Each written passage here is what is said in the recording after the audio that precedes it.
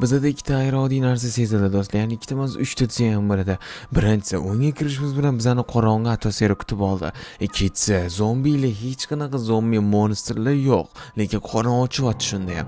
Uchinchisi va hozir o'zingizlar ko'rganinglardek o'zidan o'zi qorong'i bo'lib qoldi va men buni yana tekshirish maqsadida bu safar g'orga tushib bekinib o'tirman. Endi rosta kasam ochiqlikda yurdi. Omadimga men junglidan chiqdim. Nihoyat boshqacha biyon bor ekan degan fikrga to'xtaldim va undan keyin o'zingizlar ko'rganingizdek yorug' bo'ldi, hammasi yaxshi, lekin meni qornim ochurdi, lekin monsterlar ko'rinmayapti shunda ham. Va men g'or topib oldim. G'orga kirib ozgina o'zimni upgrade, ya'ni o'zimni ozgina kuchaytirib olish maqsadida o'sha g'orga tushdim va o'tda ham hech narsa g'ayrioddiy bo'lgan narsa bo'lgani yo'q.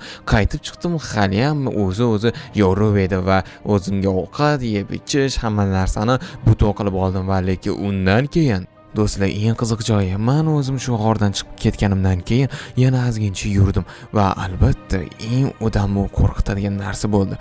Men nima ko'rganimni o'zingizlar guvohi bo'linglar. Men pastdan tepalikka chiqdim va tepaga chiqqanimdan keyin men klonni ko'rib qoldim. Lekin bu klonga masalasi yaqinlashmoqchi bo'ldim. U yo'qolib qoldi va shu yerdan tushundimki, bu makra bilan nimadir neto. Men bu sirazi bu voqeadan keyin o'yindan sirazi chiqdim va albatta Photoshopga kirib uni men aniqlab oldim. Yaqinlashtirib, nima bu o'zi?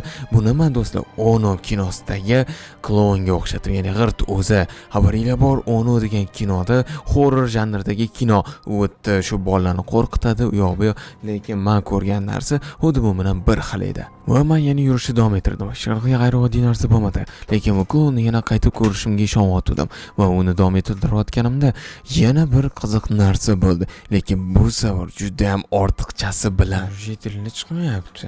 Qatta ekan u shu g'alati Minecraft. Uning tushunmadim.